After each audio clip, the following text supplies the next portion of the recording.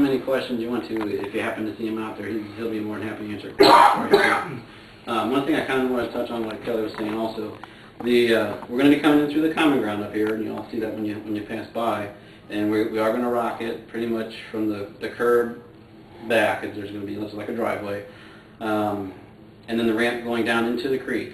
When we get done with this temporary fix, we are going to at least fix the flat part so it doesn't look so much like a construction site. We'll seed it and straw it, maintain it for a while, make sure it starts growing up. If it doesn't, we'll come back and we'll fix it again if we have to. But the road, the temporary road that will be going down to the creek, that will stay, and the next contractor that gets the permanent solution, he's planning to use, well, MSD is planning to have him use that as the access to get down to the creek also. Now when the creek, when it rises, will it go more back up into that road? Or? The road, it's going to be a pretty steep ramp, and I guess when the creek does come up, when you see it, when it hits out here on the outside of your guys' yard, it may come up the ramp, just as high. We're hoping it's going to be substantial rock also, so we're hoping that it stays. And kind of with that, we've been talking a little bit about the design. I'm going to let Eric take over and talk about the design, just to kind of give you a better understanding of what you hope to see after the 3 weeks, or after the construction is done, and what we hope to accomplish by this. Do you want to hit upon the video? Reconstruction video? Oh, sure, I can talk about that. Yeah.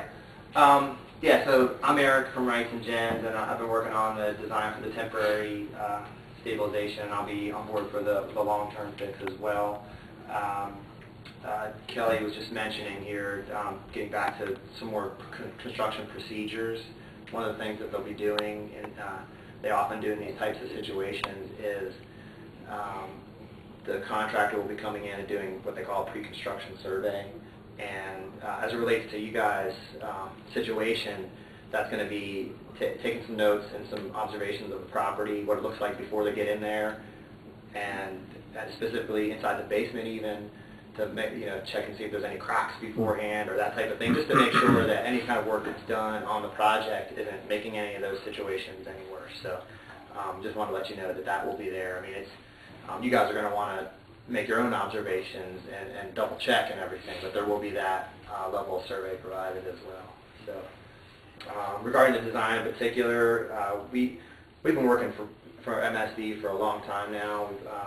Rice and Gens has been around since the 70s here in the St. Louis area, so it's a well-established firm. Regarding these types of bank stabilization projects, done a bunch of those with MSD as well. They got in touch with us regarding this site to come up with a, in the short term, this temporary fix, something that's going to minimize the rate of bank failure that you're seeing out there, which is pretty high. I don't need to tell you that. So we got involved in coming up with this temporary fix, a stopgap measure to buy us time to make the type of careful design that we need to for the long-term fix. So obviously we're getting out here right away to get temporary fix in. As far as the design process goes, streams are highly variable situations with a lot of different factors that can lead to these types of situations. But regarding your specific area, a couple of the main failure modes that we've identified include stormwater from on top, as well as within the stream. From the top, you have this over-the-top erosion, where stormwater rushes over the top, and it's a process where as the water's coming over, it'll start to eat back away at the top of the bank. Also from the top, in addition to the over-top erosion, you have just a very saturation of the soils. I think you guys have been told before about some of the initial soils reports, and that the makeup of this soil is such that without the saturation and without the forces from the stream, it's a very sturdy soil in the sense that it can stand nearly vertical and be geotechnically stable. As soon as you add that saturation to the soil, as well as the hydraulic forces, that's what we have here as far as what's compromising the bank stability.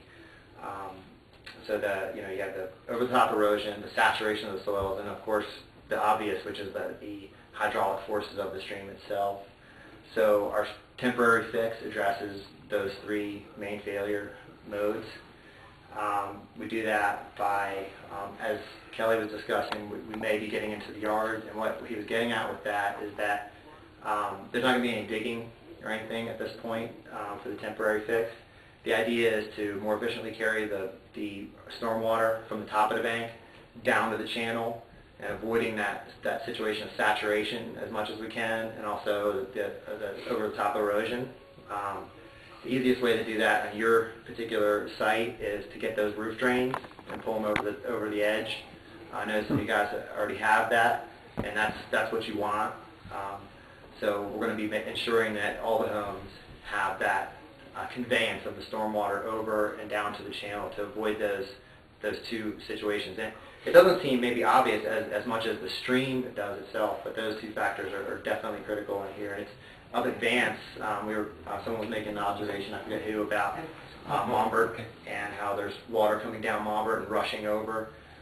That's even more serious there, where the water is getting that over top of the erosion. And also, if you've ever driven down Vance following a rain event, you see some ponding up there, and there's your saturation of the soil. So it's a little more prominent over there, but the same situation exists here.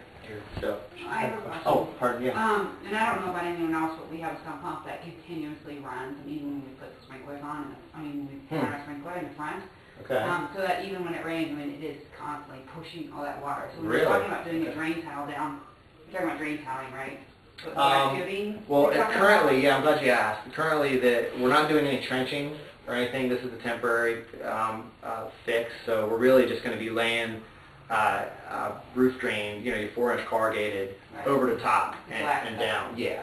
Now, for the long-term solution, that may be an option, is to try and work with more of a substantial and trenched-in type of drainage situation. But for the temporary fix, we're not getting into that. Right. Now, but I'm what interested to hear the- about your sump pump. Yeah, because the water shoots out. And there's a lot. Shoots out. So what we did was hook it up to our Clay was drain, asking that if we had drain that 4-inch problem corrugated. going So on. ours Your actually sump goes to that? goes to one of those, Okay. and I'm just a house over, but it doesn't affect me. But That's what we want for sure. And do you have a sump pump that constantly runs as well? We have that. a lot. See, Some I- kids During are the plugging. rain, or is it even? We don't hear Well, it. even if we're putting it like watering in the front, it goes off. So there's a lot of water that just goes, so, I mean, even the fear that if there's no wet ground, I don't know. Everyone's a great while. That's very often. Yeah. Any other law, Taking something out to What? Okay, I'll get back to reality. Okay, I'll behave. Okay. No, I'm glad to hear. This is all helpful information. I'm glad to hear that. I mean, You should have worn your not ski glad to mask. hear, but it's good information for us. Islamo-fascist fundamentalists. Right. Unfortunately, that's not a common with the temporary, but this kind of information we'll use to work into the long-term fix. So, I mean, I'd be happy to hear some specifics, as we move forward about when your sump pump comes on, how often. That's all very good information. Maybe we can take some notes from each of you on that to be incorporated into the long-term design. But for now, that's not part of it. Okay. But no, thank you for telling me. I appreciate that. So yeah, that hits two of the main failure modes as far as how our fix is going to be helping that. But of course, the big one that we're hitting is the hydraulic stresses from within the stream. We have increased velocities and shear stresses that occur within the stream along the edge of your bank. But what's also interesting is that you see all the gravel that's out in the stream, and the size of the gravel and the force of the water is such that a lot of that gravel is actually transported along the bed of the stream.